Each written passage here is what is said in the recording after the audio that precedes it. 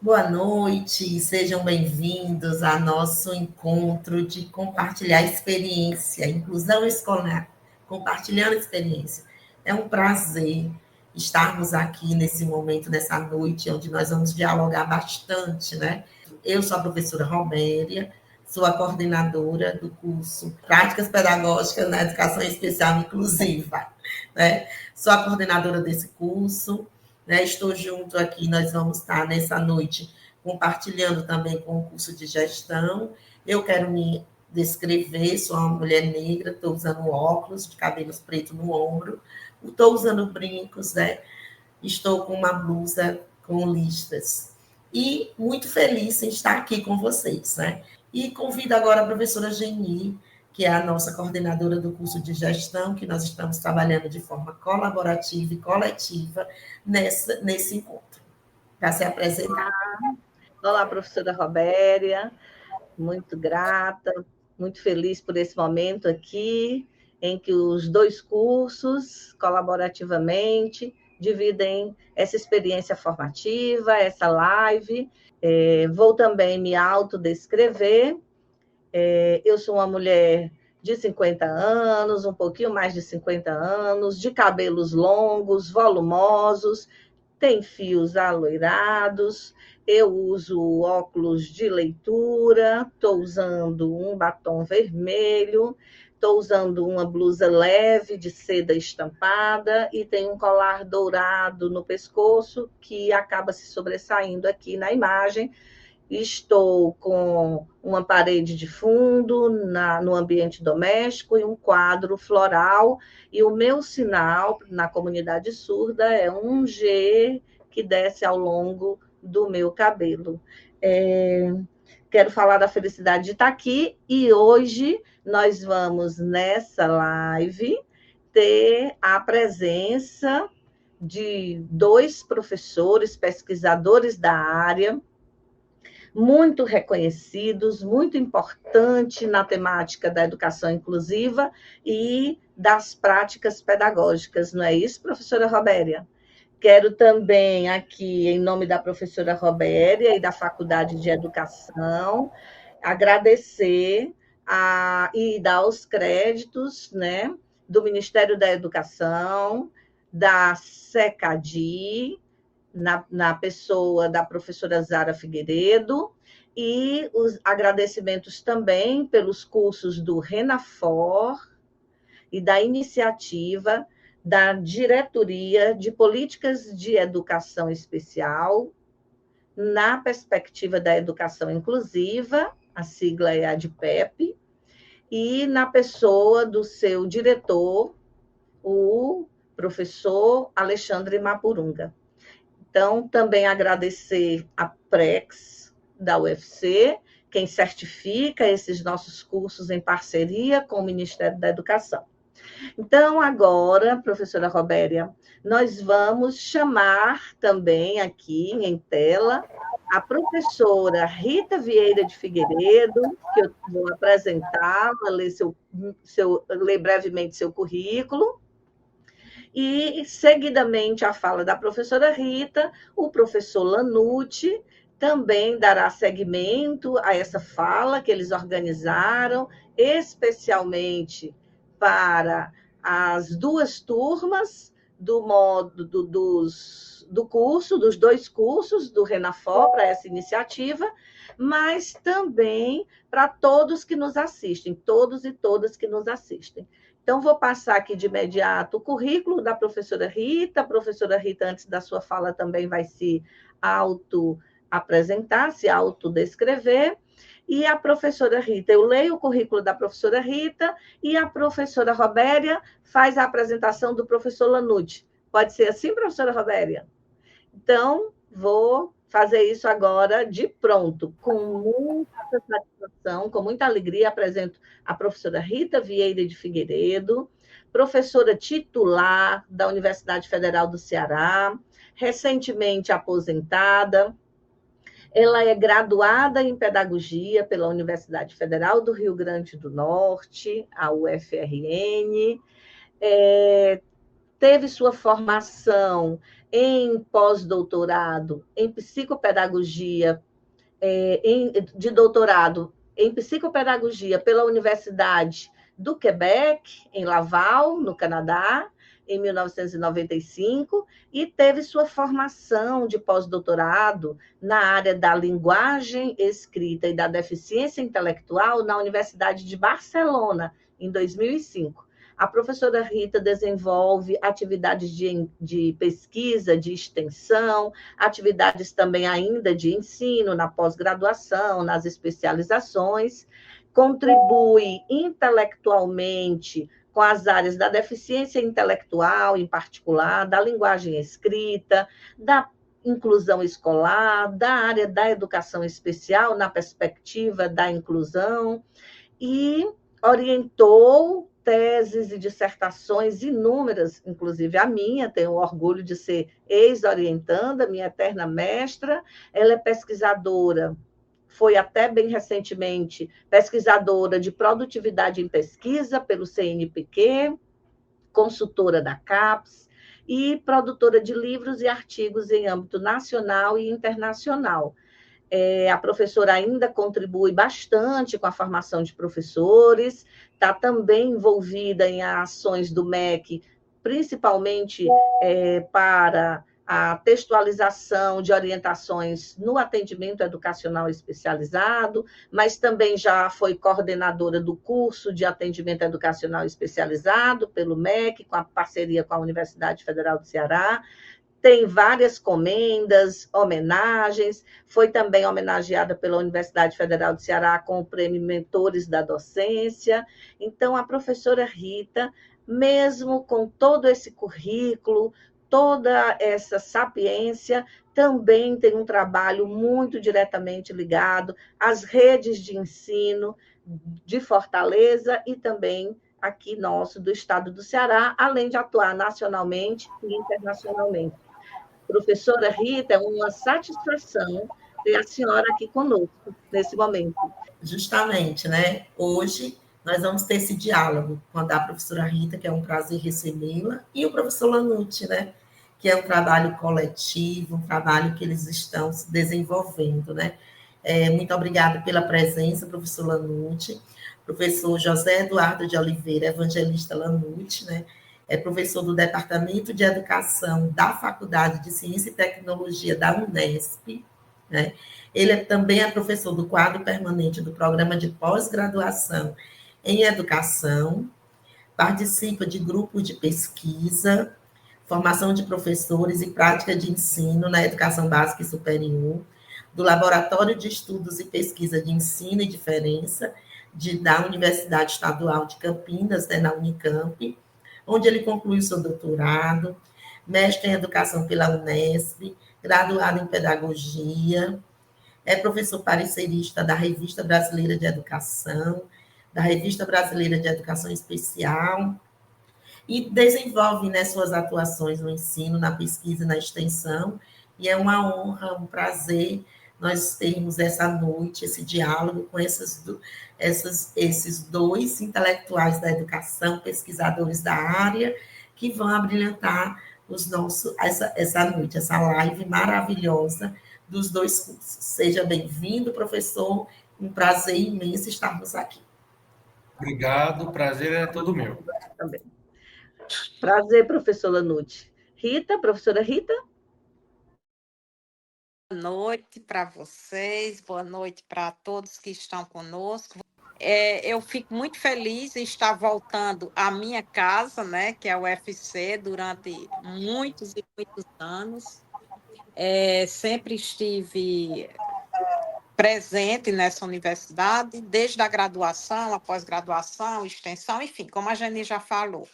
E eu fico muito contente em poder estar hoje participando desse encontro entre professores, porque todos nós somos professores, e penso que esse é um momento muito importante para que a gente possa fazer esse diálogo. Mas antes de iniciar a nossa conversa, que eu espero que seja mais uma roda de conversa, embora virtual, eu quero me autodescrever. Sou uma mulher morena, uma morena de pele clara, cabelos pretos, estou com os cabelos presos, uso óculos e estou usando brincos e um colar também dourado. Estou com uma blusa vermelha e uma jaqueta bege. Estou num ambiente doméstico, né, em casa, e tenho atrás de mim dá para ver uma parede colorida, numa cor de, acho que é um laranja escuro, com 2 pequenos quadros na parede, que não dá nem para a gente descrever bem a imagem, são imagens indígenas. Então, acho que é isso, e eu vou deixar o Lanuto se descrever também, para a gente poder começar o nosso diálogo. Tá bem, Rita, muito obrigado. Agradeço, então, mais uma vez o convite de vocês, a oportunidade de dividir essa tarefa com a Rita, né, de ouvi-la, de também ter acesso aí às dúvidas, aos comentários das pessoas que estão nos assistindo pelo YouTube.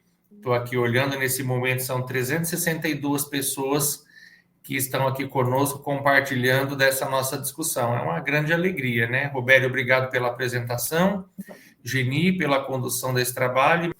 Eu sou um homem de 35 anos, pele branca, cabelo preto, tenho barba, olho escuro também, uso um óculos de correção de formato arredondado, da cor marrom, estou usando uma camiseta branca, estou em frente a uma parede branca com quadros, uma estante com livros, plantas e outros objetos de decoração, e à minha direita aparece uma pequena parte de uma cortina cinza. É o escritório aqui onde eu trabalho. Quando a gente vai falar de inclusão escolar, a gente pensa em por que a gente precisa incluir. Por que a gente ainda está falando de inclusão, né? Desde muitos anos, né, que a gente, quando eu digo a gente, eu estou falando de nós, educadores, eu estou falando da sociedade, eu estou falando desse discurso de buscar incluir, trazer para a sociedade, trazer para os ambientes sociais aqueles que foram excluídos, né? Que, na verdade, ninguém deveria ser excluído. Todos nós temos um potencial para participar, para estar junto, para colaborar, para contribuir com o outro.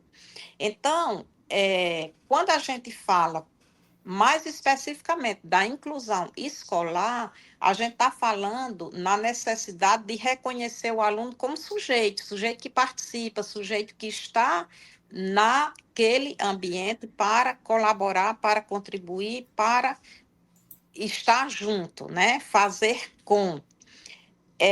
Nós não podemos pensar em uma pessoa idealizada, aquele conceito de criança ideal, aquele conceito do aluno ideal, aquela perspectiva que alguns professores tinham, espero que já não tenha mais, daquele mito da homogeneidade.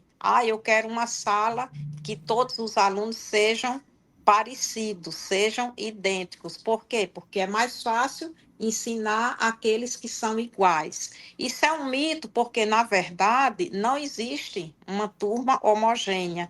Pelo simples fato de sermos pessoas, né, a gente já é diferenciado. Cada pessoa é única, não existe 2 pessoas iguais, né? Então, quando a gente fala de inclusão, a gente está falando de uma escola que não prevê uma metodologia específica para um determinado público. Eu não vou dizer que tem um jeito específico de ensinar uma pessoa porque ela apresenta uma situação de deficiência, deficiência intelectual ou uma deficiência física, seja lá o que for. Nós não podemos preconizar que a pessoa é diferente porque apresenta uma deficiência. Nós todos somos diferentes, né? Então, nessa perspectiva, é que a gente rejeita essa ideia de exclusão, a exclusão social, a exclusão escolar.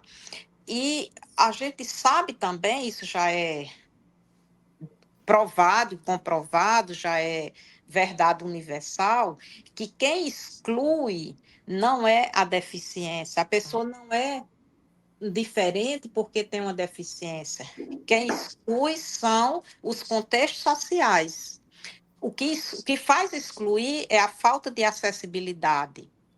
Não é a diferença porque todos somos diferentes. Não é a deficiência porque o que gera a barreira na possibilidade de estar com o outro, de participar, de se apropriar de um currículo escolar, não é a deficiência, é a falta de acessibilidade.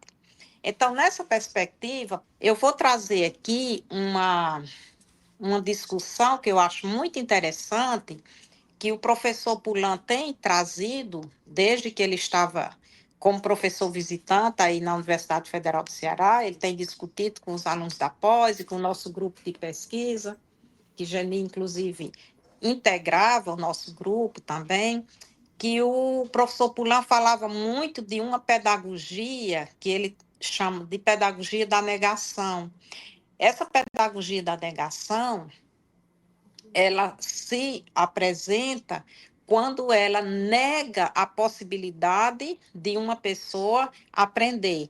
Não significa que a pessoa não seja capaz de aprender, porque todo mundo aprende.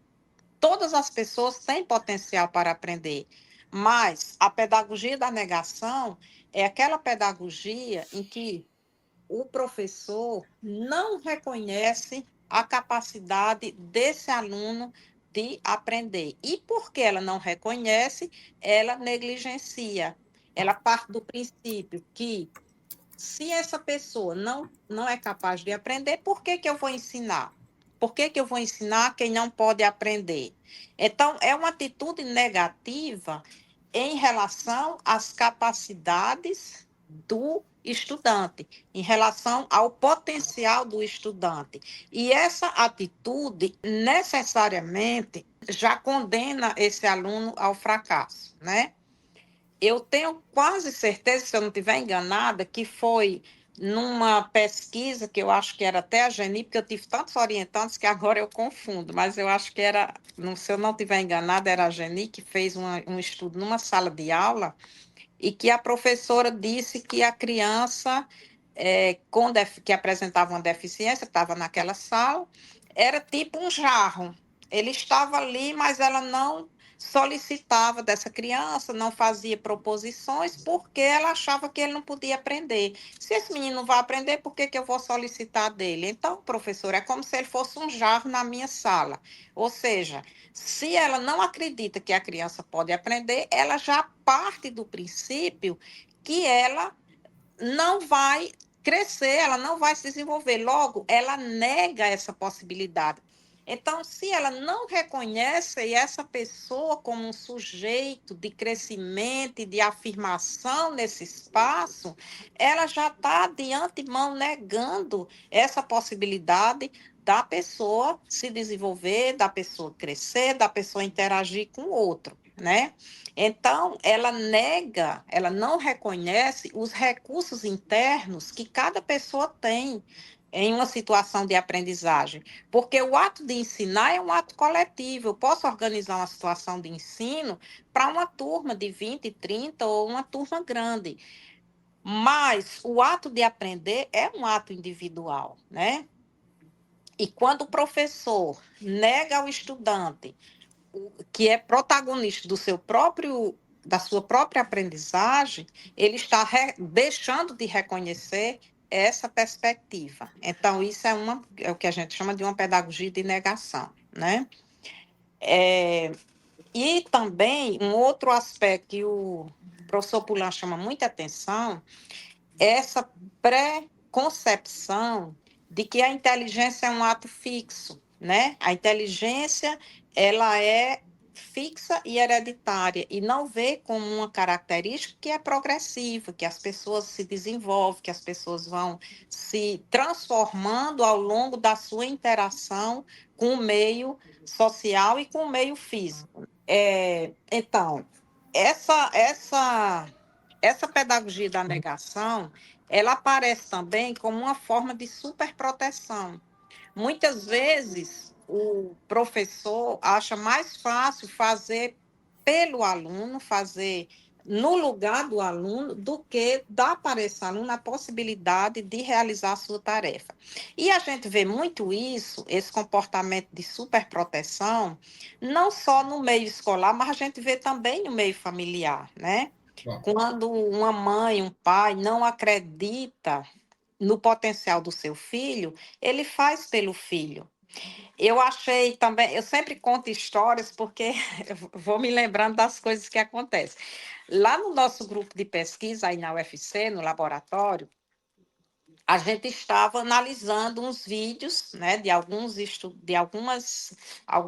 pessoas que participavam da nossa pesquisa, pessoas com síndrome de Down, e um rapaz, era até um bolsista na época, Bibic, e aí ele disse, professora, eu estou perplexo, porque como é que essas pessoas estão aqui na pesquisa usando computador, tinha um menino que vinha sozinho para a faculdade, participar do nosso grupo, pegava ônibus, tinha um nível de independência muito bom, e aí ele disse, eu tenho uma irmã com síndrome de Down, e a gente faz tudo para ela, escolhe a roupa que ela vai vestir, a minha irmã mais velha que organiza o banho, a gente serve a comida no prato, faz tudo, ela não faz nada. E, portanto, é uma menina que tem já uns 16 anos. E aí eu perguntei para ele, mas vocês solicitam dela? Vocês dão para ela a oportunidade de escolher sua roupa, de tomar seu banho, de servir sua comida no prato, de lavar uma louça, guardar a louça no armário? Não, a gente não dá essa não solicita nada porque ela é deficiente. Ou seja, a superproteção é uma forma de inferiorizar a pessoa. Porque quando você superprotege, você está dizendo para aquela pessoa que ela não tem condições de fazer, que ela não pode ou que ela não sabe. Enfim, muitas famílias superprotegem. E essa superproteção gera uma desvalorização no sujeito. Eu me lembro também de uma turma que eu dava aula, na época que eu atuava como professora, e numa turma acho que eram crianças na faixa de 11, 12 anos. E eu tinha um aluno com deficiência na minha turma, e numa situação que ele foi calçar o tênis na sala de aula, a mãe chegou na hora e disse, mas professora, tem que amarrar o tênis do fulaninho. Eu digo, mas por quê? Porque ele não sabe. Eu disse, não, ele sabe e ele pode aprender. Não, mas eu sempre calço os tênis dele e sou eu que dou o laço. Eu digo, não, mas não pode, porque ela... Ou seja, ela partia do princípio que o filho não tinha condições e, portanto, ele não tinha nenhum problema motor, né? Então, quando você nega a possibilidade da pessoa fazer, você está dizendo para ela que ela não é capaz. E aí isso gera uma desvalorização social. Tem um pesquisador que é muito interessante, Wolfenberg, que ele diz sempre que a desvalorização social é um fenômeno provocado pelo outro. É o olhar do outro, né? É a percepção que o outro tem sobre a pessoa que faz com que ela se sinta desvalorizada no meio social. É o julgamento que se faz sobre um indivíduo que gera essa desvalorização social, porque é uma representação negativa que a gente cria do outro, né? Então, a gente tem que ter muito cuidado, e principalmente nós, como professores, que a gente tem um papel muito importante na representação social que a gente faz dos nossos alunos e que eles fazem entre eles, né? Como é que o professor vê aquele sujeito, aquela pessoa, numa situação que eu percebo aquele como um sujeito que pode, que consegue, que aprende. Então, o meu olhar interfere muito no olhar do outro e no próprio olhar. Então, essa valorização social, ela é fruto de uma interação, né, que a gente tem com o outro, né? Quando eu digo para o meu aluno que ele é capaz, não é com palavra, é com atitude. E aí, o professor Pulan traz um contraponto a essa questão, que ele trata da pedagogia da contribuição, que é um elemento essencial para nós que trabalhamos com essa questão da inclusão. Porque se eu acredito na possibilidade do meu aluno aprender, se eu dou para ele esse papel de sujeito ativo e que contribui de alguma forma na minha sala de aula com o saber fazer, com o saber ser, a forma de se comportar, é extremamente importante para o olhar que a gente desenvolve sobre aquele sujeito. Aí eu lembro também de uma orientanda minha do mestrado, posso dizer o nome dela, a Cláudia Valéria, que eu achei muito interessante a pesquisa dela, que ela trabalhava com... O estudo dela foi qual é o olhar que o outro tem sobre o colega com deficiência. E ela trabalhou numa escola toda, não foi só numa sala de aula. E um aspecto muito interessante é que tinha um menino com paralisia cerebral numa sala de aula e ele gostava muito de ler. Então, ele sempre levava, ele era usuário de cadeira de roda, ele sempre levava muitos livros. E aí, no momento que ele podia, ele estava tentando olhar os livros dele, manusear. E aí começou um movimento na sala de aula de emprestar livros. Então, um emprestava para o outro emprestava, e aí começou todo mundo se interessar. E, o que você leu hoje? O que você trouxe? Então, assim, a perspectiva em relação àquele estudante, que antes era visto apenas como estudante que apresentava uma deficiência, que estava numa situação diferenciada na sala de aula, esse preconceito, esse olhar sumiu. Por quê? Porque esse menino passou a ter uma contribuição importante na sala de aula. Ele trouxe um novo olhar sobre a leitura, ele trouxe um novo olhar sobre o empréstimo do livro, né? E várias outras situações que foram acontecendo nesse contexto de como olhar o outro. É bem interessante nessa pesquisa da Cláudia Valéria, porque ela levava para a sala de aula uma máquina fotográfica e dava para os meninos e dizia: fotografe o seu colega, fotografe a turma. E eu me lembro de uma cena que foi interessante, que ela deu para uma criança fotografar a turma, e tinha um menino com TEA que saiu, então ele juntou a turma num cantinho para bater a foto, e o menino com TEA saiu para um canto da sala, ficou separado da turma. E a criança que foi bater a foto foi lá e puxou o menino e disse: você também faz parte da turma. E aí foi bater a foto, só bateu a foto da turma quando aquele entrou na turma, quando aquele menino também se integrou ao grupo. Ou seja, esse olhar é um olhar extremamente includente, porque ele não queria bater foto da turma se o coleguinha não estivesse presente. Então, quando a gente aprende a ver o outro como alguém que interage, que participa, que contribui, a gente vai diminuindo, eliminando aquele preconceito de que pessoas que estão em situação de deficiência não podem contribuir.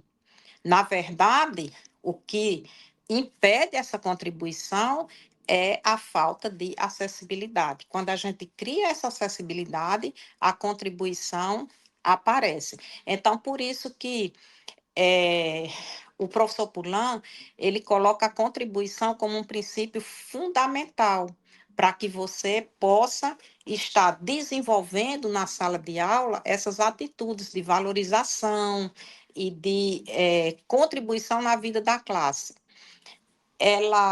Essa contribuição também é extremamente importante na questão da aprendizagem cooperativa, porque ela faz com que as pessoas, nesse processo, desenvolvam não só possibilidades de aprendizagem de conteúdos acadêmicos, como também a contribuição colabora muito, né, e tem um papel importante na questão do desenvolvimento pessoal. Aí aqui eu estou sempre trazendo os exemplos, porque eu acho importante a gente ver como acontece na nossa prática, no nosso cotidiano.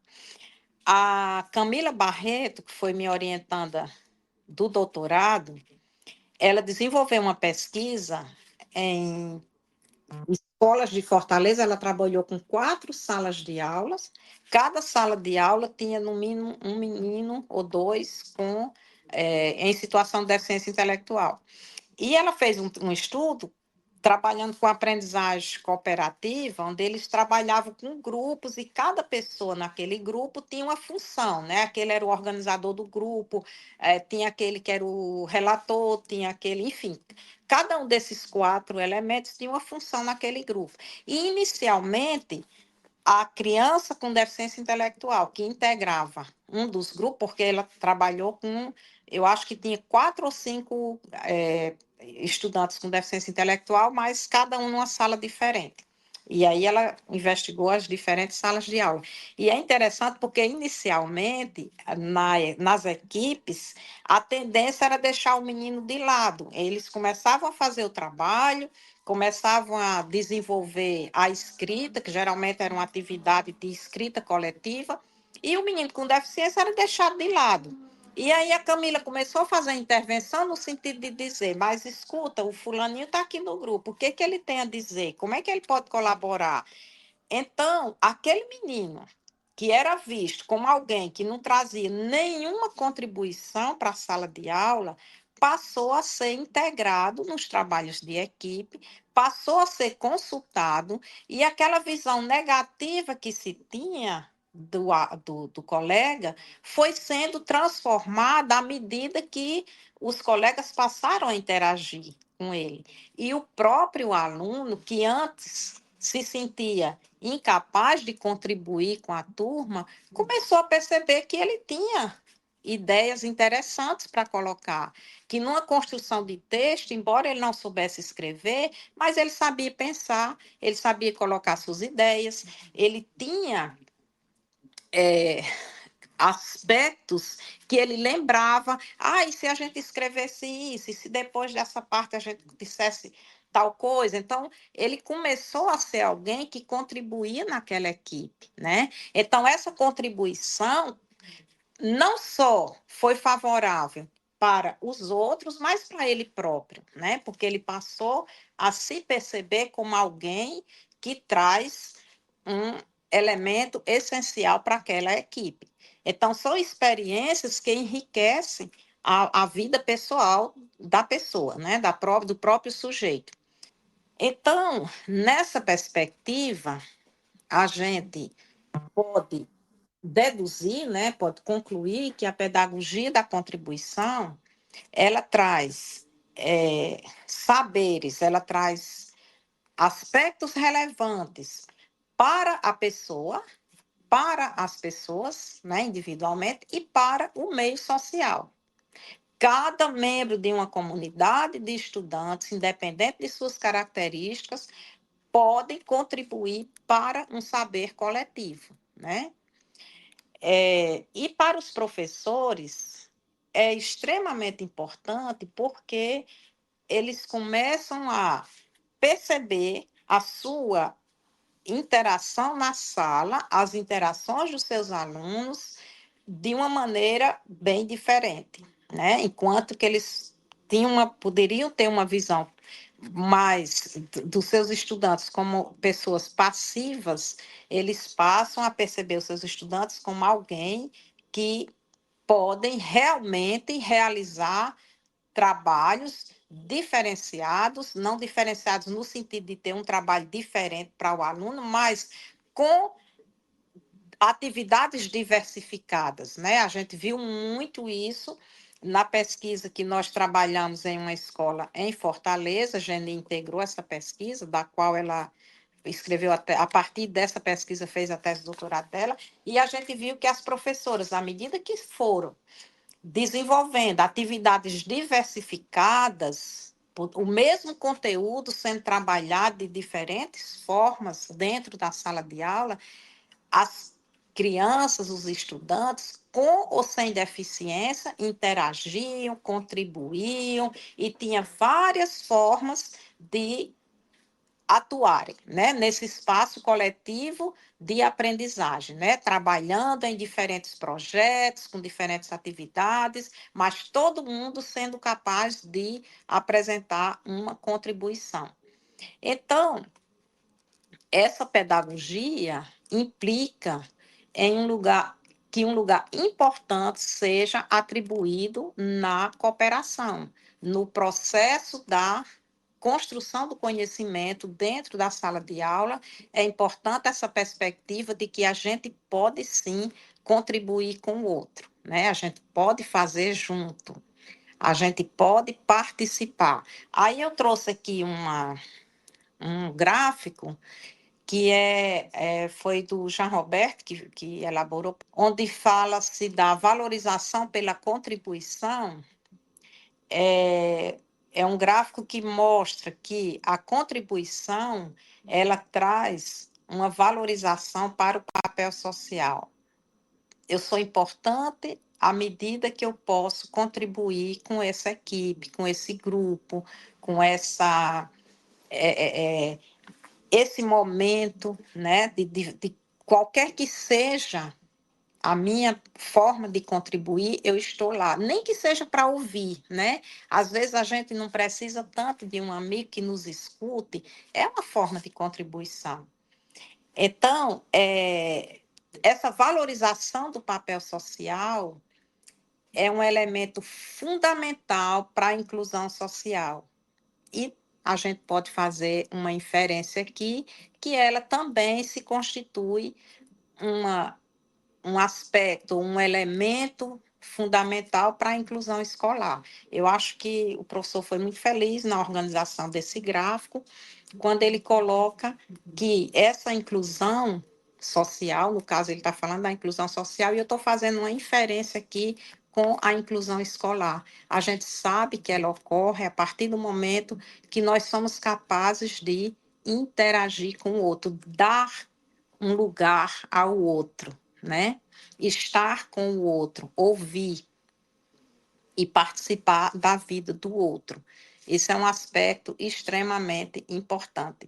Eu me lembro do meu sobrinho, que na época que ele estudava, ele sofria muito bullying na escola, muito, muito, muito. E quem acolhia esse menino, quem dava um lugar a ele, era uma menina que tinha deficiência intelectual. Na época, estudava na mesma sala, e sempre que ele sofria bullying, sempre que ele tinha um problema, essa menina acolhia, ficava junto dele, fazia todo um movimento nesse sentido de contribuir para que ele estivesse na escola, né? Então, às vezes, a gente dá muita pouca credibilidade aos nossos colegas, né? Independente desse colega estar numa condição ou não de deficiência. E aí, só para fechar esse tema da questão da contribuição, então a gente diria que esse aspecto, ele se constitui num aspecto essencial para a inclusão escolar. Contribuir é uma forma de estar valorizando a presença do outro, né? E como elemento que eu acho que a gente não pode esquecer, nós professores que temos essa função de acolher, de olhar, né, de oferecer a nossa hospitalidade ao nosso aluno, a gente tem que ter essa clareza do quanto é importante essa contribuição, que pode ser um abraço, um, um olhar, né, um estar junto, uma escuta. Tudo isso é um processo de contribuição com a inclusão do outro. Eu não sei se, eu acho que o Eduardo talvez já queira falar um pouco sobre o aspecto, que o Eduardo ficou de falar um pouco sobre a questão de como ensinar a turma toda. Eu gostaria, Rita, de só falar um pouco. Você tá tão gostoso te ouvir, né? E eu fiquei pensando numa questão, assim, de tudo Sim. isso que você vem apresentando, né? Das suas práticas, que a gente precisa entender muito bem, né? A diferença daquilo que você trouxe, acho que na primeira frase, que é considerar a singularidade do aluno e agora também considerar o que você vai encerrando aí essa sua fala inicial, que é pensarmos na importância do coletivo. Então, eu acho que é um grande desafio para nós, educadoras, educadores, compreender como é que a gente pode fazer isso na escola. Como é que a gente tem um espaço que se dá na coletividade? Essa é a razão, a meu ver, né? A razão de ser da escola, um espaço coletivo, e ainda assim não cair na armadilha de querer padronizar e homogeneizar todo mundo. Como, por exemplo, está, com outras palavras, prescrito na Base Nacional Comum Curricular, com a definição de habilidades e de competências que têm que ser supostamente alcançadas no mesmo tempo por todo mundo, e os professores se veem assim angustiados e angustiadas porque não dão conta daquilo, né? E por que a gente não dá conta de formar um aluno padronizado? Ainda bem que a gente não dá, porque é humanamente impossível a gente ter esse padrão de aluno, mas os professores ficam desanimados com isso, né? Achando às vezes que a inclusão de fato não dá certo. Então, nem vou entrar ainda na aula para todos, mas pensando aqui só no que você tem trazido, como é importante a gente entender que em um espaço coletivo onde se dá o ensino, que é a sala de aula, a singularidade de cada pessoa tem que se sobressair. Então, eu acho que esse é o grande desafio de um trabalho pedagógico que mira mesmo, né? Um ponto de mira que mira numa perspectiva inclusiva da educação que é para todos. Eu acho que sem esse foco, né, sem considerar que estamos com os outros aqui e que todos contribuem, aí roubando um pouco as palavras do professor Pulan, né, que um contribui com o desenvolvimento do outro, ainda assim a nossa singularidade não deve ser esquecida.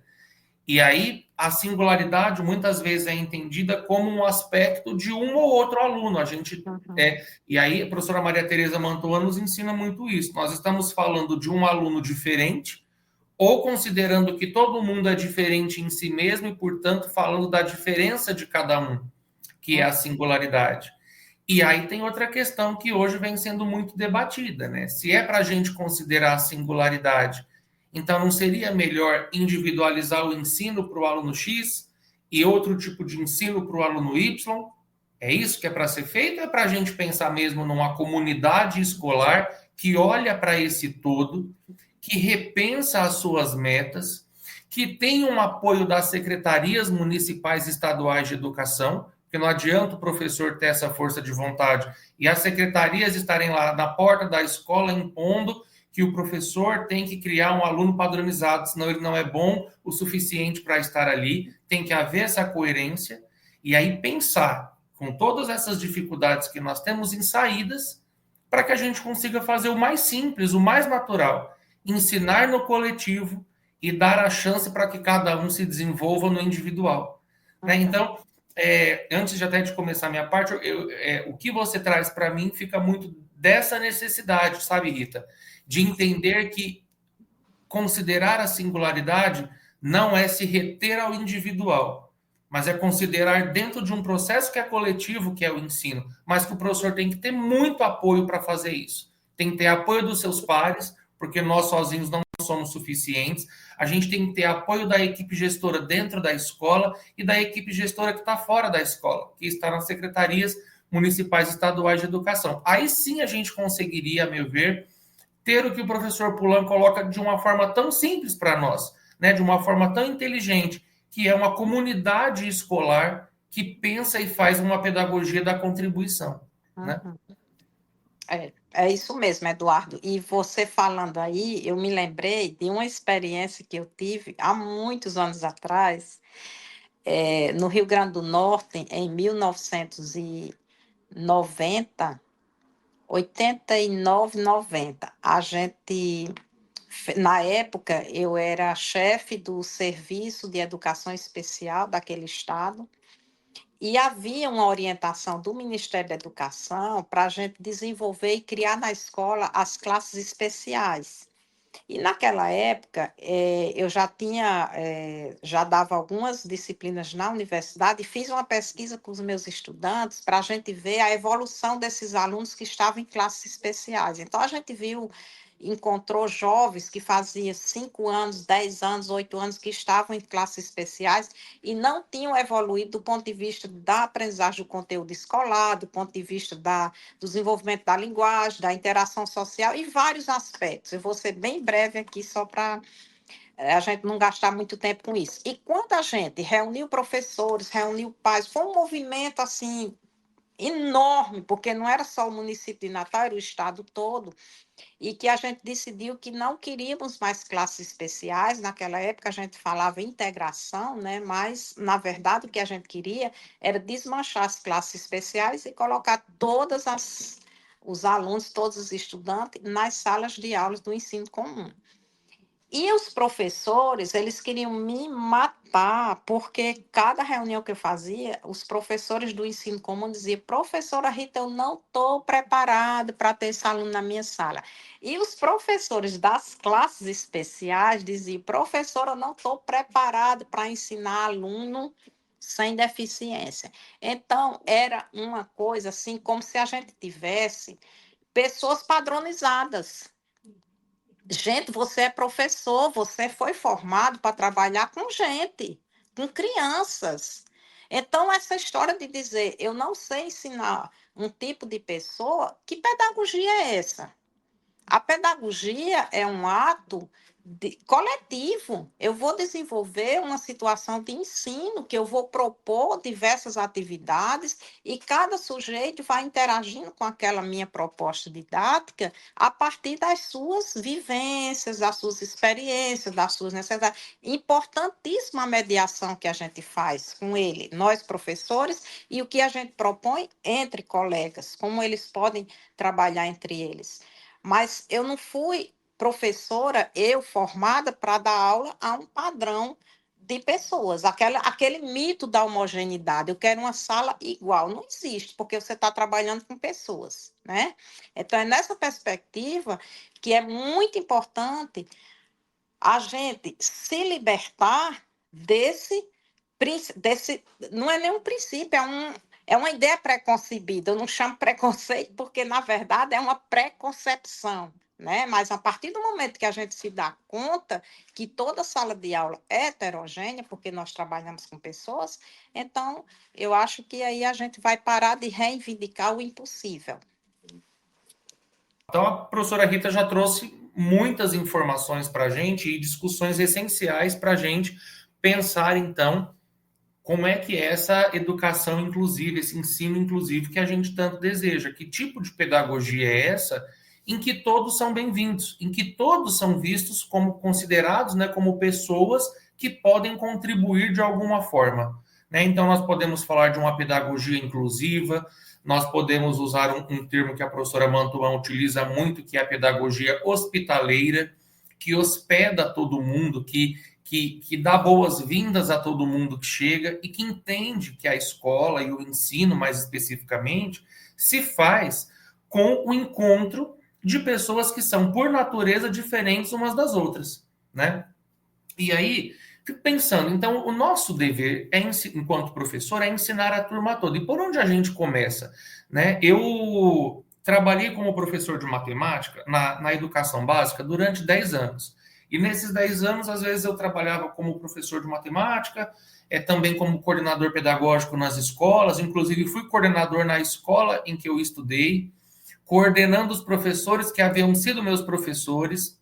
Imagina as tretas, Rita, né? Porque eu falava de uma coisa, elas falavam, mas você não fazia assim quando você era pequeno. Então, era uma coisa muito dinâmica e natural, muito boa, né? Porque a gente acaba refletindo, né, sobre o nosso próprio percurso, né, de aluno, de professor. Então, as experiências que eu trouxe, pessoal, para algumas, né, poucas experiências pelo tempo, tem a ver com a minha experiência na educação básica, tá? E aí, antes de iniciar, eu vou comentar sobre duas manifestações que eu achei interessantes lá no YouTube. Um é do Rogério, quando ele fala, mas professor, nós, professores, podemos questionar a BNCC? Né? E acho que a Luciana Cavalcante trouxe uma coisa assim. Nós podemos, né? Nós podemos fazer isso. Não é questionando e batendo de frente, querendo mudar o mundo na nossa aula, mas é fazendo algo que a Luciana Cavalcante trouxe a resposta para nós, conhecendo o nosso aluno. Essa é a maneira mais simples que tem de você rebater a imposição de um sistema que quer a homogeneidade. Porque se você conhece o seu aluno, e eu concordo com algumas pessoas que colocaram lá, mas fazer isso numa sala superlotada é difícil. Não é difícil, é impossível você fazer com péssimas condições de trabalho. Agora, se nós temos o apoio para fazer esse trabalho, o que a gente tem que fazer? Nos dedicar a conhecer o nosso aluno, porque é conhecendo cada um o que eles pensam, o que eles gostam, os temas de interesse, quais são as suas necessidades de formação e de acessibilidade. Aí a gente está falando já do AE, não vou entrar hoje nessa discussão, mas é olhar e dizer assim, a própria constatação de que cada um é um ser singular rebate a imposição de um sistema que quer o padrão. E como que a gente faz isso? A gente tem que saber, então, por onde a gente começa esse exercício de considerar cada um na sua singularidade. É aí que está o ponto que eu gostaria de trazer para vocês. Nós começamos esse ensinar pelo planejamento. Né? Mas o que é o planejar? Será que o planejar tem a ver só com aquele manual, aquela tabela que a gente preenche na segunda-feira para aplicar de segunda a sexta com os alunos, aquele semanário? Antes de pensar no planejamento da aula, a gente precisa pensar no planejamento mais importante da escola, que é o projeto político-pedagógico. Então, retomando um pouquinho o termo, por que projeto? Porque ele não está acabado. Ele está sempre em vias de se fazer, sempre sendo atualizado. Ele é um documento atualizável, ele projeta o que a gente espera. Então, se você espera, de fato, que os seus alunos sejam aqueles alunos que estão prescritos, definidos lá na BNCC, aquele perfil de aluno que faz com que você olhe para as suas metas enquanto professor e pense, eu não sou capaz de fazer isso. É uma coisa. Agora, se você considera, vou voltar de novo à fala da Luciana Cavalcante, que está participando, que diz que vamos conhecer o nosso aluno, a gente se liberta de uma série de questões que não fazem parte dos processos de ensino e de aprendizagem da avaliação e da escola como um todo. Esse projeto, então, que está sempre acontecendo, ele também é político, porque ele tem a ver com a intenção do professor e da escola. Por isso, eu enfatizo a importância de deixarmos muito bem definido o que essa escola quer. Ela quer ser inclusiva, então ela precisa abrir mão de alguns propósitos que são muito conhecidos pelas secretarias estaduais e municipais de educação. Uma avaliação externa é importante? Ela é importante, mas ela não diz tudo o que um aluno aprende. Ela não revela a potencialidade do aluno e muito menos a capacidade do professor de ensinar. Então, a gente precisa, num ato político, dizer, não, na minha escola o aluno é avaliado todos os dias que ele vem para a escola. O meu ensino não desconsidera o currículo que a gente utiliza na escola, mas esse currículo ele é vivo, ele não se reduz a uma lista de conteúdo. O meu currículo, na minha aula, ele é feito com base na dúvida que o aluno traz de casa, numa planta que ele arranca e pergunta, professor, o que são esses fiapos aqui embaixo? Isso aí é raiz. Sabe o que é raiz? Você sabe para que serve a raiz da planta? Isso é currículo.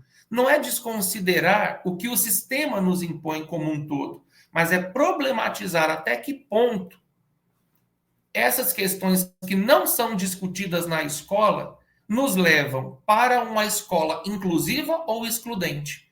E nós podemos fazer isso, porque o poder, ele não está nas mãos de alguns. O poder na escola está nas mãos de todos nós, inclusive dos alunos. Não dá, gente, para a gente continuar com o discurso de protagonismo do aluno, da metodologia ativa que a gente ouve tanto hoje, se no final das contas a gente entende que é só o professor que conduz a aula, que é só o professor que sabe o conteúdo, que é só o professor que pode avaliar. Não dá. E por isso que esse projeto, que também é político, ele é pedagógico, porque ele tem como foco o ensino. A gente começa daí. E como é que a gente começa planejando a aula? Agora eu estou partindo de um planejamento macro, que é o projeto político pedagógico, para um planejamento micro, um pouquinho mais específico, um pouquinho não, muito mais específico, que é o plano de aula. Como é que a gente começa? Aqui nas escolas, a gente começa preenchendo uma tabela chamada semanário ou fichas de planejamento, nas quais nós vamos ali descrevendo. Eu vou trabalhar tal conteúdo, eu vou trabalhar com tal habilidade. Esses dias eu frequentei um ATPC, eu não sei como que vocês conhecem aí no Nordeste, como vocês, é a aula de trabalho pedagógico coletivo. E aí eles diziam assim, eu até contei isso para os meus alunos na universidade aqui, Rita, os professores, eles não discutiam temas para serem ensinados. Eles discutiam assim, como que você vai fazer para os alunos alcançarem o H12? E o H7, para mim, parecia nome de remédio ou, Deus me livre, uma doença. E o que é o H7, H12 e H20? São as habilidades. E eu fiquei pensando, e o tema de aula? E a dúvida do aluno? E o interesse dele? E o intervalo, quando ele sai para comer lá o lanche dele com os colegas, lá não tem um conteúdo de matemática que dá para a gente trazer? Eu tenho que me referir ao ensino como H1, H2, H3, H4? É isso que se resume o planejamento? Então, não é por aí que a gente começa. É claro que nós não vamos ignorar todos os elementos didáticos do planejamento. Eu preciso ter em mente qual é o tema que eu vou abordar. Eu preciso, a partir desse tema, pensar no conteúdo, que é mais específico, né? Então, se eu vou trabalhar, por exemplo, com meio ambiente, que é um tema, e o conteúdo? O conteúdo pode ser lixo, pode ser reciclagem, pode ser emissão de gases, camada de ozônio, qual é? Os meus objetivos depois disso, o que eu pretendo que o aluno aprenda ao final desses encontros com eles? Eu tenho que pensar nos meus procedimentos, o que eu vou fazer? Eu só vou dar uma lista de exercícios, assim, uma listinha, e eu levo lá para eles, aí a gente cai na armadilha, na tentação ali mesmo de individualizar para um ou para outro. Porque você levou uma aula tão pobre em recurso e cai mesmo na armadilha de querer adaptar, quando a gente poderia diversificar, eu posso falar disso depois dando exemplos, para que todo mundo participe, mas participe do seu modo. E não é o Eduardo, não é a Rita, não somos nós que estamos definindo isso. A nossa Constituição Federal, que é o documento mais importante, determina isso. A Constituição está acima de lei, política, decreto, parecer, qualquer coisa. O que a Constituição diz no artigo 208? Que todos nós vamos acessar os níveis mais elevados da educação segundo a nossa possibilidade.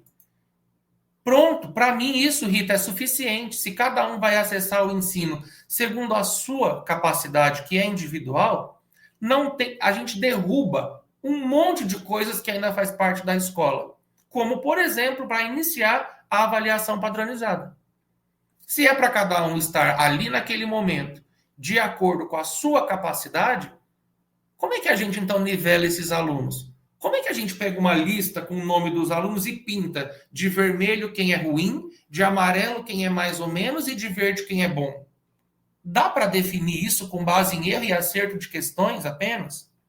Ou eu preciso ter um movimento muito responsável e muito próximo dos meus alunos para eu compreender, olha, tem conhecimento nesse erro que esse menino cometeu nessa questão. Ele já está produzindo um conhecimento, ele já percebeu que tem que ser feito isso ou aquilo. Então, a gente precisa melhorar as nossas condições de trabalho para que a gente seja melhor orientado, para que o nosso encontro com os nossos alunos, de fato, promova um processo pedagógico, um trabalho educativo ou uma pedagogia em que eu perceba, enquanto educador, que todo mundo tem que estar ali, porque é o olhar do outro para esse processo que vai me ajudar a aprender. Então, nós não estamos ignorando os recursos, os materiais, o espaço, o cronograma e a avaliação. Tudo isso vai fazer parte, mas não de uma maneira tão cartesiana, a tabelinha preenchida para o coordenador ir lá na minha sala e olhar e falar, bom, mas você, fulano, hoje você estava marcando aqui que você ia dar isso na página 20, está na página 23, está atrasado, está adiantado, está atrasado. A gente tem reduzido toda a potencialidade de conhecimento do professor ao cumprimento de um trabalho técnico. E a gente tem perdido muito tempo de conversar com a galerinha, com os alunos, com os adultos, com os idosos que chegam até nós e discutir. E aí, o que vocês querem saber? O que importa esse assunto para você? Então, eu trouxe aqui uma imagem eu até usei essa imagem numa fala que eu fiz essa semana. E estava muito fresco assim na minha cabeça o que eu ia discutir hoje, e com essa imagem eu estou repetindo aqui. É a imagem de uma professora que está sentada em uma carteira com crianças ao redor, e na carteira dela tem uma foto de vários peixinhos. E aí eu era coordenador dessa professora, e aí ela disse assim, Eduardo, faz favor, porque eu li as regras desse jogo e eu não entendi nada. Você pode me ajudar? Eu falei, claro. E eu li e eu entendi menos que ela. Eu não entendi nada do que estava dizendo, porque era uma coisa tão complexa. E eu falei assim, professora, vamos fazer o seguinte? Vamos deixar esses alunos criarem as regras do jogo. Eu não estou sabendo, você também não está. E aí tem um impacto assim, né? Nossa,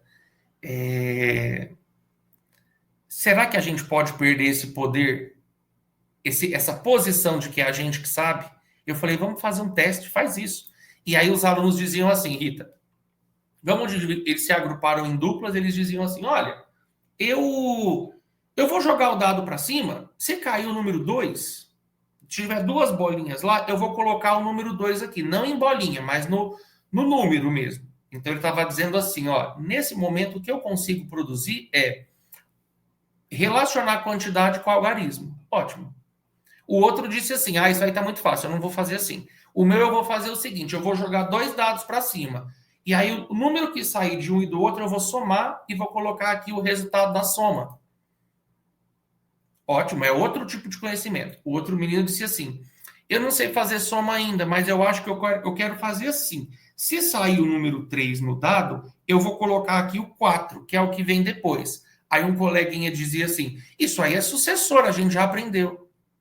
E por que você não põe o que vem antes? O antecessor? Quer dizer, é uma comunidade de aprendizagem na escola em que o professor conduz um trabalho falando de números, utilizando o mesmo jogo, que é o jogo do peixinho, mas os estudantes se sentem colaboradores nesse processo coletivo de ensino e de aprendizagem, em que os alunos não estão aprendendo a mesma coisa. Eles estão juntos num contexto, mas cada um tendo a liberdade de expandir o que já conhece e de aprender com o outro, porque na hora de socializar isso, um aluno olha e diz, poxa, isso aqui eu não aprendi ainda, pode ser interessante. Isso não descarta as habilidades que eu critiquei no início da minha fala. Não, ali tem o alcance de habilidades. Ali tem um conteúdo que está prescrito no currículo. Ali tem um conteúdo para o professor fazer uma prova e dar para o aluno. Não é para a gente descaracterizar o que tem na escola, mas é para você perceber, enquanto educador, que não dá para firmarmos o pé ali numa meta que não vai ser alcançada, que é a padronização do aluno, porque nós ficamos frustrados. Acho que os professores estão cansados de nadar e morrer na praia, porque lá no final do ano, é óbvio que ninguém vai conseguir a padronização. Seria muito estranho padronizar esses alunos no final de um ano, ao final do ano. Então, a gente está triste, fica pensativo, amargurado com algo que não aconteceu, mas que realmente nunca vai acontecer. A gente precisa mudar, não é o aluno, é mudar a lógica da escola. Mas, Eduardo, desculpa eu interromper, esse exemplo que você traz, eu acho muito interessante, no sentido de mostrar a confiança no outro, você acreditar na capacidade do aluno contribuir. Então, eles criaram regras do jogo. Por que que eles criaram? Porque a professora delegou para ele, deu para ele esse poder, né? Porque uma coisa que eu acho importantíssima é a gente não confundir autoridade com autoritarismo. Nós, professores, temos essa autoridade que o poder nos dá, naquele poder, naquele momento que você está na sala de aula, você é uma pessoa de referência, né? Mas você usa o seu poder para organizar esse coletivo, para distribuir esse poder com os seus alunos, para criar condições de parceria e de troca. Agora, se eu sou autoritária e tomo uma posição de que sou eu que sei, sou eu que dito as regras, sou eu que determino, então eu tiro do outro essa possibilidade de contribuição. Eu acho que esse seu exemplo ilustrou muito bem essa situação que a gente, professor, precisa praticar, porque não é fácil, que a gente vem de uma herança, de uma postura autoritarista da escola, né? É uma postura autoritária da escola, do professor, de todo um sistema que vai se sobrepondo. E aí a gente precisa desconstruir essa perspectiva para construir uma nova perspectiva, que é essa da contribuição e da colaboração. Mas pode continuar, eu queria só fazer essa... Não, está perfeito, Rita, porque, de fato, essa nova postura da professora diante daquele problema que é dela, não é do aluno, né? É do ensino e não da aprendizagem, nos obriga a pensar numa pedagogia que você vem chamando de pedagogia da contribuição. É a contribuição dos alunos, desses saberes que são tão peculiares, que vão fazer com que o todo seja analisado pelo professor de outra forma, né? Eu trouxe agora 4 imagens aqui de alunos produzindo cartazes, produzindo, na verdade, um gráfico, né? E aí a questão, gente, era a seguinte, ó. Tinha uma entrevista lá no livro deles, e eles tinham que pegar os dados dessa entrevista e colocar numa tabela, e depois da tabela colocar num gráfico. E o primeiro ponto foi, os alunos acharam o tema super chato, o tema da entrevista que estava lá no livro. Eles perguntam, professora, a gente pode, nós mesmos, fazer a entrevista? A gente escolher um tema e a gente ir até lá o colega e fazer uma entrevista com eles? E aí a dúvida da professora, Eduardo, pode fazer isso? Eu falei, o que você acha? Por que não poderia? Ah, mas é porque está ali no livro. Eu falei, então, mas o objetivo não é que eles entendam para que serve o gráfico? Vamos deixar esses alunos fazer o que eles estão pedindo. Eles estão pedindo só para eles criarem um tema diferente. E esses alunos se agrupam.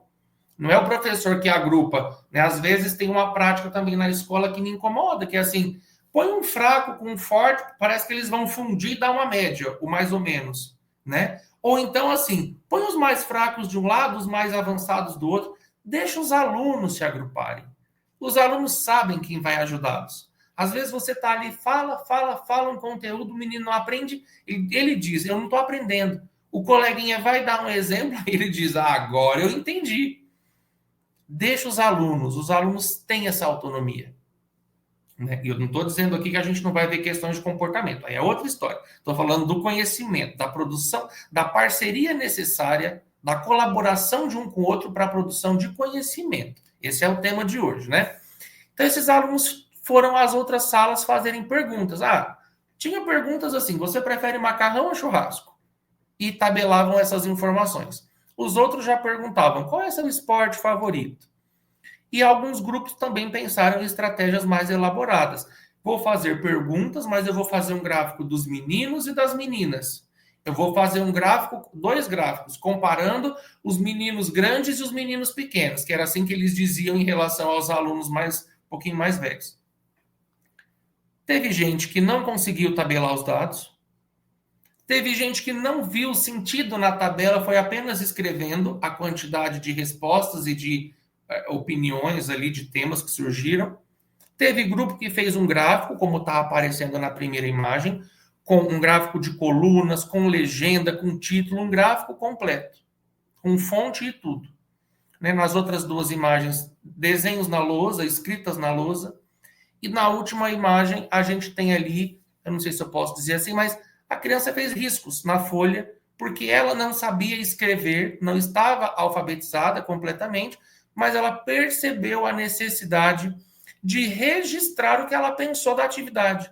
E aí eu posso dizer, esse menino não contribuiu nada, né, Rita? Nessa pedagogia da contribuição, ele não faz parte, porque o que ele vai contribuir? O que ele contribui dando um papel para mim, enquanto professor, cheio de rabisco que eu não consigo ler?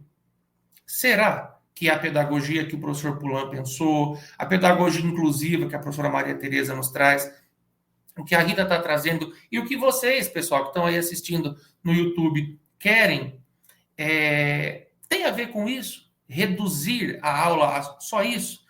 O aluno, então, não consegue escrever ainda, mas você pensou. O que você pensou? Fala para a gente. E aí, ele vai trazer uma riqueza enorme da compreensão do que é tabelar um resultado.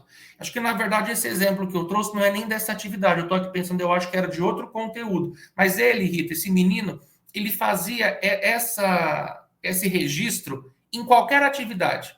Toda atividade que a gente fazia, ele pensava e escrevia o registro do que ele estava pensando e a gente pedia para ele falar, quer conversar sobre isso, quer desenhar, o que você quer fazer? Que é a quebra da barreira pedagógica, que a gente tanto diz. Então, veja, não é um ensino individualizado, é um ensino para todos, mas cada um está atuando nesse ensino a partir do que sabe, a partir da sua capacidade. Eles não chegaram ao mesmo ponto, mas não precisam, porque nós adultos não chegamos no mesmo ponto. Será que as 400 pessoas que estão nos assistindo aqui hoje, Rita, vão chegar ao mesmo ponto ao final da nossa fala? É muita pretensão a gente querer isso, mas a gente quer que os alunos, que as crianças, que os nossos estudantes cheguem. A gente precisa pensar nisso, né? Então, agora acho que a Rita vai falar de experiências positivas dela, e só já aqui pensando numa questão que surgiu, né? Então a gente precisa ou não fazer um plano de ensino individualizado, já que agora é obrigatório? Não.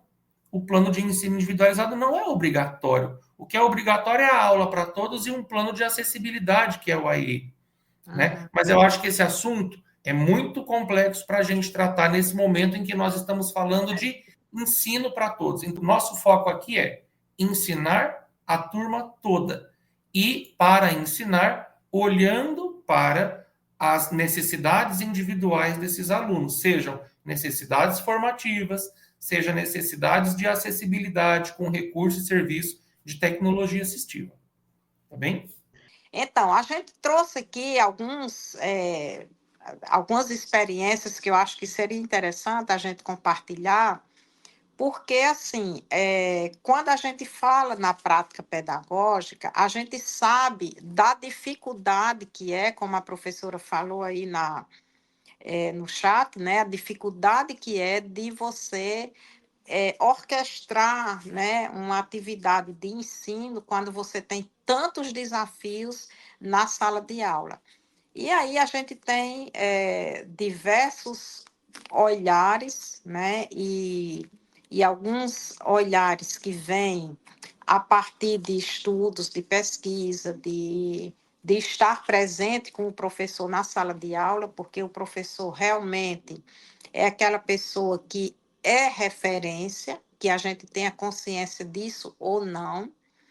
Eu lembro de muitos exemplos, porque eu acho que são bem interessantes, assim, o que a gente pode trazer para a nossa própria vida, né? Nós, como professores, eu estou me colocando aqui como uma professora e como tantos outros colegas professores, que às vezes a gente não tem consciência do quanto a nossa presença muda a experiência do outro e muda, às vezes, até a vida do outro. Eu me lembro que eu estava participando de um encontro era até no Rio de Janeiro, e tinha uns estudantes que foram participar conosco, professores, e dar alguns depoimentos de vivências escolares.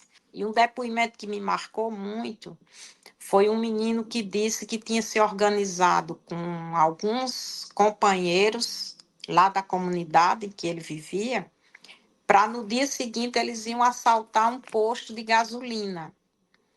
E estava tudo esquematizado com esses amigos.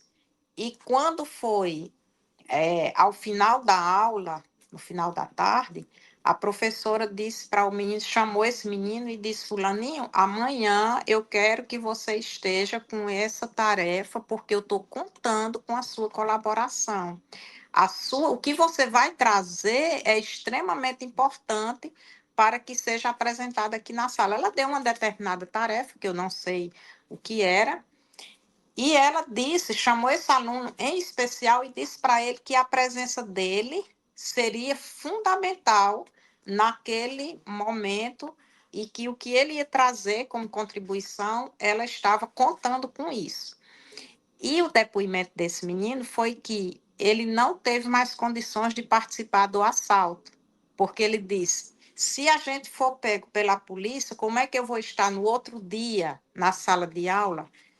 Eu não posso decepcionar a professora que está esperando tanto de mim.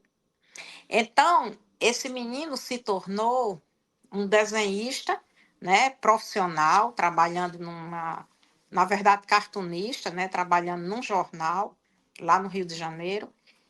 Mas ele disse que a vida dele mudou por causa da presença dessa professora. O quanto ela solicitou dele fez com que ele repensasse a atividade que ele estava, aquela ação que ele estava planejando com esses companheiros dele, né? Então, a nossa presença como professor é uma presença muito marcante. A nossa profissão não é uma profissão que passa desapercebido. Quantos de nós não traz em nós a marca, né? Ou a impressão de um professor que a gente teve na infância, ou às vezes até na universidade, na pós-graduação, ou em qualquer momento da nossa vida escolar, a gente sempre tem alguém que imprime em nós uma marca, muitas vezes positiva, né? Algumas vezes negativa, mas essa marca é importante. Por isso que essas experiências positivas da pedagogia, eu acho muito importante que a gente tenha consciência delas, né? E a nossa experiência em uma escola de Fortaleza, que a gente trabalhou, a Geni fez parte, até o livro que nós publicamos, que é resultado da tese da Geni, que é Inclusão Escolar, um Olhar que Ensina, é muito interessante a gente ver como aquelas professoras, em alguns momentos, se emocionavam com o próprio trabalho, em reuniões que eram reuniões difíceis, algumas vezes elas choravam, se agrediam, compartilhavam, mas sempre tinha essa presença interessante de que, à medida que eu estou transformando a minha prática, eu estou me transformando como pessoa. Então, foi muito interessante as professoras dizerem, a gente tem até um vídeo que eu acho que o nosso pecado, sabe, Jani, foi fazer aquele vídeo meio longo, que ele tem, são uns 15 minutos, aí fica difícil para a gente apresentar em determinados eventos. Mas aí a gente tem o depoimento de várias professoras dizendo da satisfação delas em transformar a prática pedagógica. À medida que elas começaram a entender que dar aula para a turma toda era um processo muito mais gratificante do que doloroso, elas diziam que também se transformaram como pessoas, como profissionais, que passaram a ter um olhar bem diferente do próprio trabalho e da sua própria atividade. E aí eu tenho alguns casos aqui que eu quero, não vou relatar com detalhes, mas que eu acho interessante, porque assim, o caso da Maria, foi uma menina com síndrome de Down que entrou na escola, numa sala de primeiro ano, e a gente perguntou para a professora se ela estava precisando de algum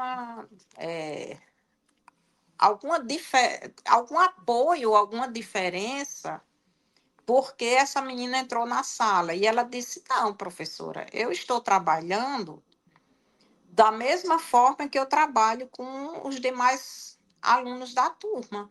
Apenas ela precisa, muitas vezes, que eu demore um pouquinho mais com ela, ou que eu volte a explicar a atividade, porque eu trabalho muito em cooperação, os meninos trabalham muito cooperando um com o outro, fazendo atividades em parceria, de dupla, de trio, e ela tem participado. Então, ela disse, eu não estou vendo em que seja tão diferente o fato de eu ter uma aluna com síndrome de Down na sala.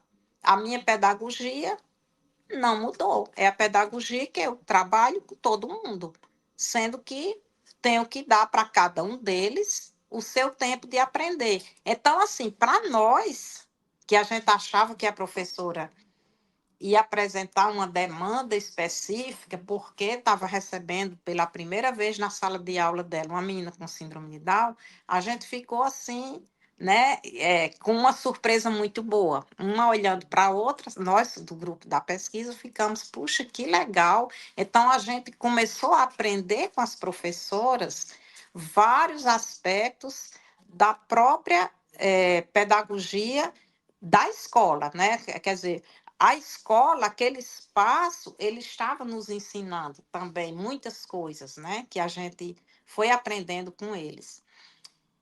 E, bom, o caso Pedro Henrique, eu até relato eu quero pedir a vocês, professores, que leiam o nosso texto, que o Eduardo e eu escrevemos, para que vocês possam estar lendo. Então, a gente traz o caso do Pedro Henrique, que foi um caso, assim, extremamente difícil lá na escola para a gente atuar com esse menino, que era um menino muito, muito, muito complicado, muito agressivo.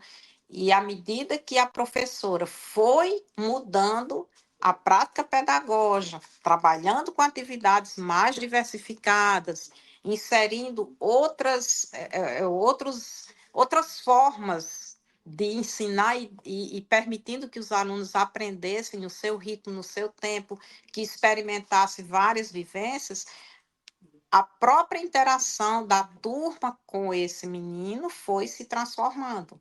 E ele também foi se transformando como pessoa e passando a contribuir muito mais com o espaço de aprendizagem da sala de aula.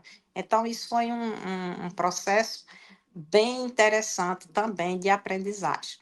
Mas um outro exemplo que eu quero trazer foi de uma professora que ela se apegou, eu diria, excessivamente ao seu aluno, né? Ela recebeu um aluno com deficiência na sala de aula. Esse menino tinha uma dificuldade muito grande de interagir com os colegas, ele tinha dificuldade, inclusive motora, né? Ele tinha dificuldade para abrir a própria mochila, tirar o material escolar, ele não entendia a dinâmica da sala de aula, né? O que a gente iria fazer naquele momento, por exemplo, se era um momento que a professora passava uma atividade em grupo, um momento que a professora fazia uma atividade no quadro para os outros copiarem, a dinâmica da sala de aula, esse espaço da sala de aula, era um mistério para ele, né? Ele tinha muita dificuldade em entender. E essa professora foi muito hábil no sentido de acolher essa criança, de ajudá-lo na interação dele com a turma. E esse menino foi aprendendo, né, essa vivência, porque isso também é um processo de aprendizagem, porque o que se passa numa sala de aula é muito diferente das vivências que nós temos no ambiente familiar, né? O ambiente da sala de aula é muito diferente e é um ambiente muito mais estruturado do que um ambiente familiar. Então, muitas vezes a criança tem essa dificuldade em compreender que na sala de aula demanda determinados comportamentos, né, determinadas formas de atuação que não são as mesmas que se passam no ambiente social ou familiar. Mas, aos poucos, ele foi se incluindo, né, se orientando nesse sentido de como interagir nesse espaço, e ele foi evoluindo, embora com muita dificuldade em termos, se a gente considerar os conteúdos escolares, né? Porque uma pessoa, era um menino que ainda não conseguia escrever, que ainda não conseguia o próprio nome, o nome próprio, né? Ele copiava, mas não sabia ainda escrever de forma independente. Então, tinha alguns conteúdos escolares que ele tinha muita dificuldade. E a professora desenvolveu um comportamento de, eu diria, dependência excessiva, que ela não aceitava que o menino passasse, acho que Geni está ouvindo e ela está lembrando dessa história, né? Ela não aceitava que ele passasse para o ano seguinte, porque ela achava que só ela sabia lidar com aquele aluno, que as outras colegas não teriam condições de apoiá-lo, de orientá-lo, de interagir com ele na sala de aula. Então, isso foi uma dificuldade muito grande da coordenação pedagógica da escola, nossa, como professores que estávamos naquele ambiente, fazendo um trabalho de pesquisa colaborativa, para fazer com que essa professora entendesse que a relação dela com esse aluno era uma relação profissional e não uma relação, claro que sempre envolve afetividade, a gente não pode negar que a gente se apega com os nossos alunos, que a gente tem uma relação afetiva, mas isso não pode fazer com que a gente impeça o aluno de progredir, né, de passar para uma outra turma, né? É aquela mesma história que acontece muitas vezes nas famílias também, quando os pais querem impedir os filhos de saírem de casa, né? A gente escuta demais essa história, né? De não pode, porque aí aparece mil e uma justificativa, né? Porque é muito difícil você assistir o crescimento daquele que a gente acha que tem que proteger, né? E aí eu trago um último exemplo também que marcou muito a nossa equipe naquela escola, nossa equipe de pesquisa, que foi uma professora que recebeu na sala de aula um aluno que apresentava TEA, né? E ela, no início, ficou muito... Ela até deu um depoimento que eu achei muito interessante, quando a mãe entregou a criança para a professora e disse para ela, professora, ele nunca foi para a escola, é a primeira vez, eu estou confiando em você. Ela disse que teve vontade de chamar a mãe e disse, estou lhe devolvendo o seu filho, que eu não sei o que fazer com ele. Mas aí ela disse que segurou e disse, bom, eu sou a professora, eu vou tentar trabalhar com esse menino. E, em seguida, ela recebeu um laudo médico de um profissional da saúde, que disse para ela deixar o menino quietinho num canto da sala, dar um brinquedinho para ele, que não tinha nada que ela pudesse fazer por aquele menino. Só que, na verdade, a professora disse que começou a prestar atenção nas reações dele, na interação dele na turma, e ela disse, não, eu acho que esse médico está enganado, eu posso fazer alguma coisa sim. E aí ela começou a solicitar, dar atividades para ele, introduzir esse menino em pequenos grupos, quando ela fazia grupos de 2 e de 3, ela começou a fazer com que ele participasse, e aí ela veio nos relatar, em algumas reuniões pedagógicas, da felicidade dela, que o menino estava aprendendo o nome dos colegas, já conseguia chamar os colegas pelo nome, já conseguia fazer relações entre determinados aspectos que ela estava ensinando, já conseguia solicitar a presença da professora quando ele precisava dela. Então, ela disse, eu acho que esse médico está enganado, esse menino pode aprender sim. Então, é interessante essas experiências positivas, e a gente viveu inúmeras lá naqueles 3 anos que nós ficamos dentro daquela escola, e também em outras escolas que nós pudemos participar, mas o que eu acho interessante, a gente aprender com as experiências, é que quando a gente está aberto para o saber, quando a gente se abre para as aprendizagens, a gente aprende. Não significa que a gente não erre. Faz parte do processo de aprender. Nós sempre vamos errar, a gente vai refletir, a gente, puxa vida, eu não devia ter feito assim, eu devia ter feito de outro jeito. Mas a partir do momento que você reflete e que você dá a oportunidade também do outro contribuir com a sua reflexão, ouvir, interagir, aí eu acho que é um momento muito rico de aprendizagem. Então, eu acho que a gente vive sempre esse processo, mas o mais importante é a gente se abrir para estar com o outro, aprender com o outro, né? Porque o conhecimento não se faz, embora seja uma construção individual, você aprende individualmente, mas você aprende no coletivo, quando você começa a compartilhar as suas experiências. Eu não sei se alguém quer contribuir, enfim, trazer uma outra perspectiva, vamos abrir um espaço para isso. As pessoas estão comentando, Rita, aqui como é importante o compartilhamento desses casos, né? Porque elas acabam também se percebendo assim, ó, a gente não está sozinho, não está sozinha, né? Acho que os desafios para tudo isso na escola eles são muito grandes, né? Mas eu acho que dá mais trabalho querer um modelo de aluno. Eu ainda fico com essa, sabe? De todas as dificuldades, de todo o trabalho que dá pensar numa prática inclusiva como essa que você vem trazendo e que eu tentei aqui dar um exemplo da minha prática também, não são ações fáceis, principalmente porque elas configuram, de certa forma, uma resistência ao comum na escola.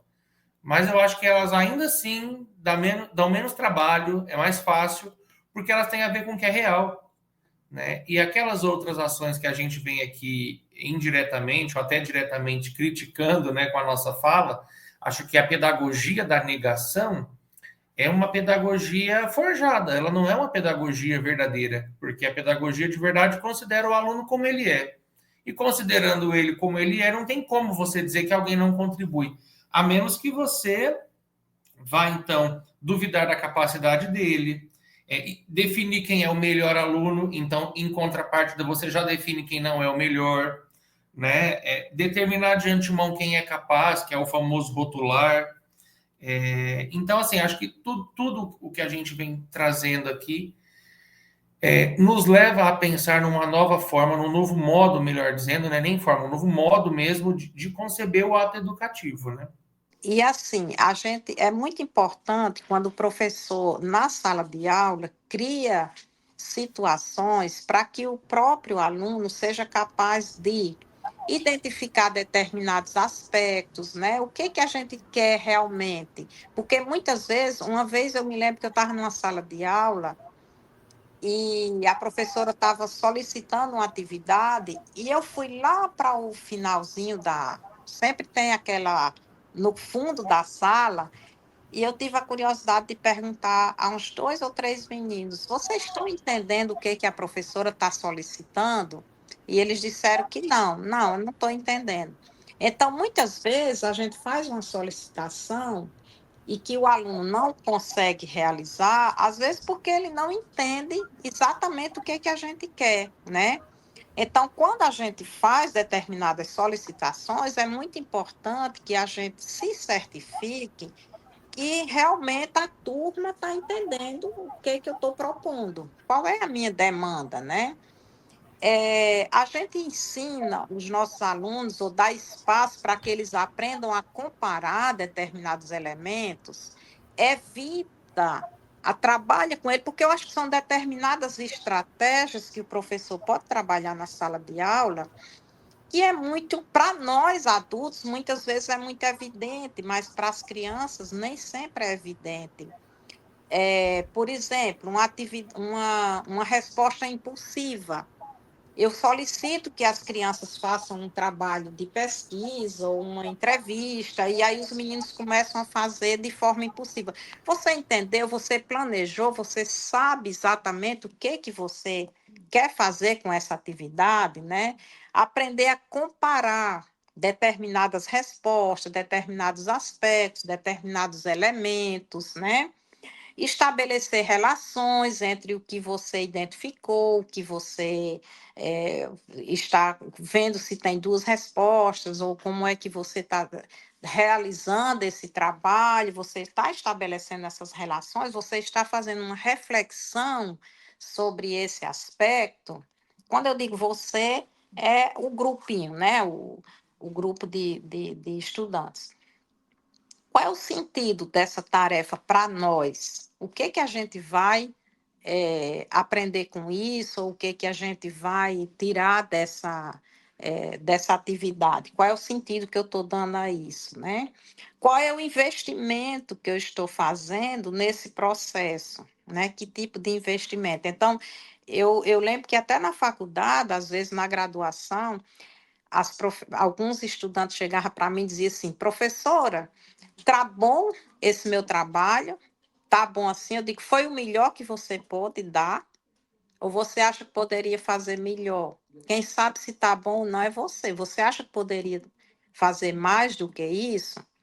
Então, essa postura nossa é uma postura no sentido de permitir que o outro faça uma reflexão sobre o seu próprio processo de evoluir como sujeito aprendente, né? Como sujeito que interage nesse espaço coletivo que é o espaço da escola. Então, eu acho que é nessa perspectiva que a nossa grandeza de ser professor, que realmente não é uma atividade qualquer, eu acho que é uma atividade que requer uma grande grandeza em termos de se colocar no mundo como sujeito que está participando da vida e da evolução do outro, é sempre um processo de muita reflexão para nós, né? Obrigada, Sim, professora. Rita, obrigada, muito obrigada, né, pela generosidade da partilha, né, professora Robéria, do professor Eduardo Lanucci, da professora Rita Vieira, né, que reflexões potentes vocês nos trazem, né? Nós temos muitas perguntas no chat, além de muitos elogios, né? Então, a discussão sobre prática pedagógica inclusiva, a professora Rita é testemunha de que nossos professores e professoras já reúnem um acervo de experiência e um forte interesse de construir cada vez mais experiências e práticas pedagógicas inclusivas.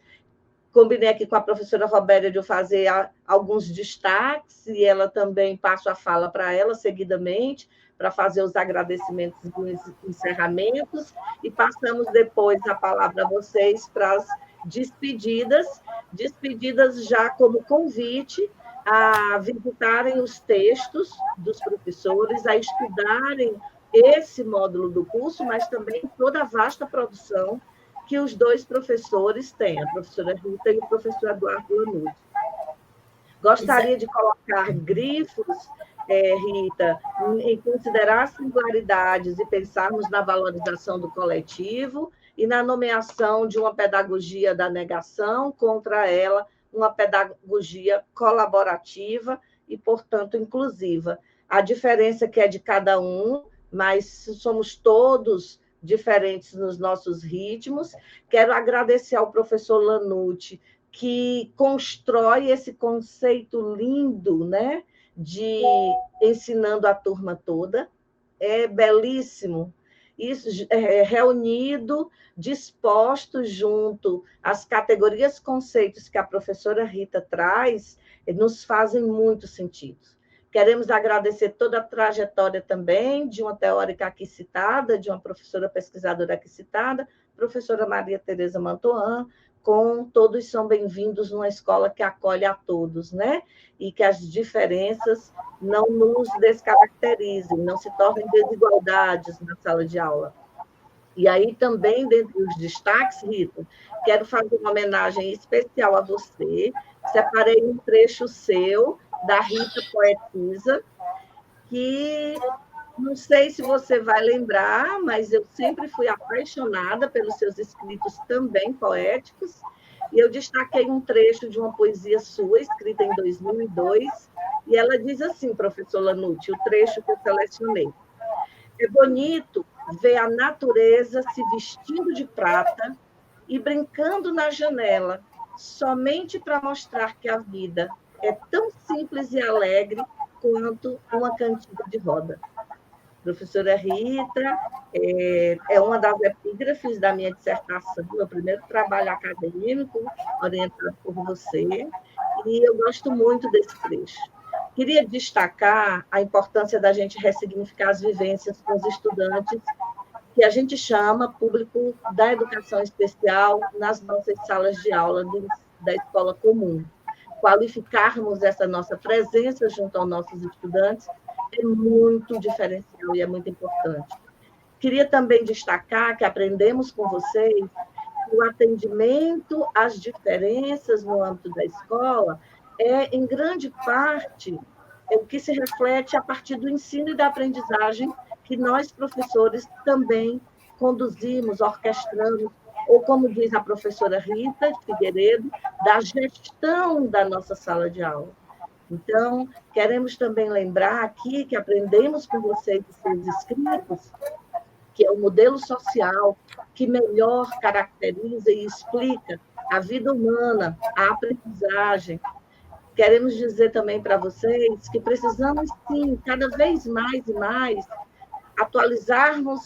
nos atualizarmos para a nossa ação pedagógica e nos distanciarmos de concepções biomédicas e limitantes dos sujeitos e nos aproximemos de pedagogias críticas e histórico-culturais, né? E precisamos também de produzirmos análises mais causais e contextuais da aprendizagem dos alunos. Não é a deficiência ou a condição de qualquer criança ou qualquer estudante da nossa sala de aula que determina se ele não aprende. São as questões do contexto e também das nossas práticas pedagógicas que podem fazer mais estímulo à sua aprendizagem e promover mais significação. Então, a gente precisa perceber que a nossa prática pedagógica pode sim muito e todas as crianças podem se envolver em relações mais favorecedoras de aprendizagem a partir do nosso trabalho escolar. E queria dizer, professora Rita, que a gente aprendeu muito muito mais, sobre a realidade da heterogeneidade do que ficarmos presas, aprendidas no mito da homogeneidade de uma sala de aula. Então, essas reflexões que vocês nos trouxeram, a gente agradece por tanto aprendizado. Muitíssimo obrigada, e eu sei que é a fala e a vontade do abraço e de dizer isso a vocês, de todas as pessoas que estão no chat, agradecendo, colaborando, perguntando. Quando pergunta a vocês, é porque se perguntou primeiro a si próprio. Se os modelos parabenizantes, por exemplo, não são impostos pelo sistema, às vezes não estão na gente, está escrito no chat. Quando a gente pergunta a vocês, é porque quem está aqui também na condição de assistir, é porque se perguntou primeiro, isso é muito importante. E nos perguntamos a partir do que a fala de vocês nos trouxe de reflexão. Muito obrigada, passo aqui para a professora Robéria também, e depois vai passar para os últimos agradecimentos aqui. Nós temos que caminhar, né? Vamos aí finalizando. Acho que a professora Geni fez uma sistematização muito linda, né? Cuidadosa e ampliando, colocando todos os pontos que foram trabalhados. Eu acho que no próprio chat aqui eu também estava acompanhando e muitas perguntas, reflexões, elas foram sendo respondidas, né? Durante a fala de cada uma, a fala da professora Rita, do professor Lanucci, essa heterogeneidade, como é que eu vou trabalhar com todos, eu vou ensinar a turma, né? A preocupação que nós temos em, será que eu tenho formação para trabalhar com pessoas com deficiência, né? Então, é uma frase que se torna rotineira, e, na verdade, nós precisamos trabalhar com todos, com quem tem deficiência e com quem não tem. Eu tenho que trabalhar com a minha turma, esse olhar que vocês trouxeram, de compreender o aluno, compreender como esse aluno aprende, né? A partir daí, saber escolher as minhas estratégias de ensino a partir do meu aluno real, né? E nós vamos ter uma excelente oportunidade de estarmos ampliando essa discussão que iniciou aqui nessa live, no nosso encontro presencial. E agora eu passo, né, para a professora Rita e depois a professora Nutti para fazer as considerações finais. Muito obrigada. E vou falar, então, para a Rita fechar com chave de ouro. Pode ser, então, Rita? Pode Aí ser. você agradece a homenagem no final e já encerra com chave de ouro. Tá bom, obrigada. E uma homenagem merecida. Eu agradeço, tá, a participação de todas as pessoas aqui, as perguntas, as manifestações, aqueles também que ficaram ali quietinhas, mas que estão pensando a respeito. A gente vai se ver em breve, né, no evento presencial. E eu fico muito feliz, né, porque minha família materna é toda do Ceará, então é uma coisa boa eu poder também ir aí, né, conhecer pessoalmente e tal. E eu só queria encerrar com algo que você trouxe, Robéria, que é muito importante, né? Eu acho que é uma escola que ela não está pronta para ensinar um aluno com deficiência, ela não está pronta para ensinar nenhum. Ela não está pronta nem para ter professor, porque as nossas limitações, as nossas peculiaridades, as nossas singularidades, elas são o que a gente tem de real. A gente precisa ter a pessoa real como ela é. Então, a gente tem que estar pronto para receber, para conviver com todos. Né? Isso é inclusão. Não dá para ainda acreditarmos que existe uma inclusão parcial e total, como alguns dizem aí. Isso é papo furado. Inclusão ou é para todos ou não é. Então, no nosso evento, a gente vai, né, Rita, dar continuidade a isso. Eu agradeço, pessoal, a participação, o respeito e estou à disposição. Um abraço para todo mundo. Bom, então eu vou encerrando aqui o nosso encontro, agradecendo a presença de todos que participaram desse momento. Mais uma vez, solicito que vocês façam a leitura do texto que nós disponibilizamos, o Eduardo e eu, porque eu acho que nós vamos ter uma grande oportunidade de discutir com vocês, porque professor conversando com professor sempre tem troca rica, né? A gente sempre aprende. E vamos aprender com vocês também. Então, no nosso encontro presencial, eu acho que vai ser um momento da gente celebrar mais uma vez esse nosso encontro e as nossas trocas de experiências. Então, um grande abraço, estou morrendo de saudade do Ceará e, assim, com muita vontade de chegar logo. Então, um grande abraço para todo mundo e a gente se vê em breve.